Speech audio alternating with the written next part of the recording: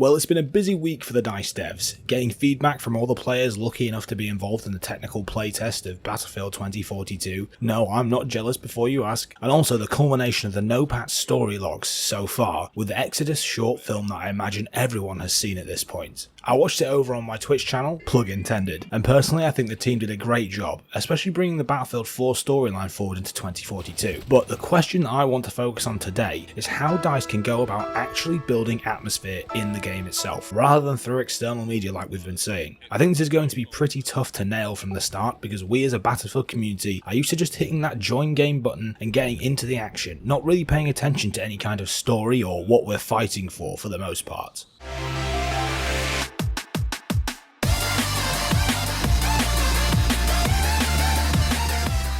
So to kick off, I wanted to consider Battlefield 1, arguably the most recent Battlefield which captured the atmosphere, mood and tone of fighting in the trenches during World War I. Personally, I'd say it's definitely the most atmospheric of all the Battlefield games in the way it's structured, the map design and settings, as well as the colour palette we see in the game broadly. This is probably the place DICE need to start to draw inspiration from when it comes to try and develop the same atmosphere in Battlefield 2042. From a story-driven perspective, World War I has obviously already happened, it's not fiction, so DICE had a shed load of source material to work with straight off the bat, allowing the creation of the War Story single-player missions and obviously the locations that the Great War took place in. Battlefield 2042 doesn't have any of this, so the DICE are clearly working to craft an explanation through the use of the logs we've had to read, and obviously Exodus showcased this in more depth. But one key point I expect to see in Battlefield 2042 are the match intros. Specifically the intros we see when we were playing operations in Battlefield 1, which set the scene for us as players to understand what we're fighting over, where we are, and ultimately the significance of the conflict. I think it would be great to see something similar implemented into the next Battlefield game, to make sure that DICE are able to give us the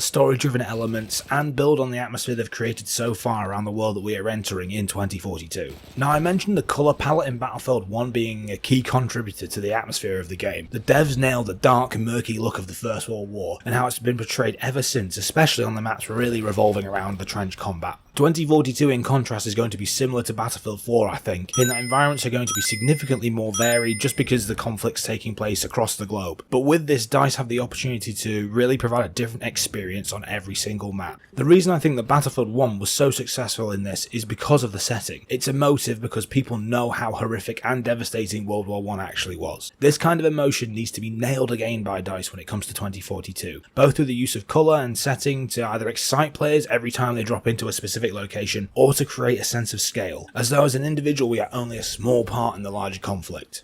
Personally, I think a game which arguably has been able to show a sense of scale for a number of years is PlanetSide 2. I know it's slightly out of the blue, but kind of hear me out on this one. The way PlanetSide 2 is set up is that you are part of a faction attempting to conquer entire planets. This is seen with the size of the maps and the amounts of players fighting at any one time on any of the given servers. Battlefield 2042 is taking a similar approach now, using a sector-based system, each with their own flags to hold before capturing a full sector, which is also how PlanetSide 2 has been played for many years. I think this is DICE's idea of really hitting the sense of scale that will help to immerse us in the game much more. Give that atmosphere of large-scale modern warfare with 128 players going at each other. With that in mind, the atmosphere in-game will be much grander than we've seen in the likes of Battlefield 5, which I think struggled to grip people the way Battlefield 1 did, and have a feeling of much larger scale and intensity than Battlefield 4 was able to achieve back in 2013. One thing I would say just before I close out the video is that I think DICE have done a solid job with the world building and the lore of 2042 so far, even without putting a campaign into the game, and that really does pay me to say because the Battle Company campaigns were some of the best ever made in my opinion. But I don't want DICE to stop there. Personally, I think every new season should bring with it more lore or short films as the story unfolds, and more maps, equipment and characters are added into the game as well. I think it'd be a great way for DICE to continue to build a long-lasting narrative and continue to make the game as atmospheric as possible, even if it's not in-game directly. Anyway, let me know down below if you think Battlefield 2042 is going to nail the atmosphere like Battlefield 1 did, or is it even something you're going to think about? As always, it's been Naughty Morty. I thank you all for taking the time to listen to me ramble on again. Let's get out there, let's get after it, and I'll see you all in the next one.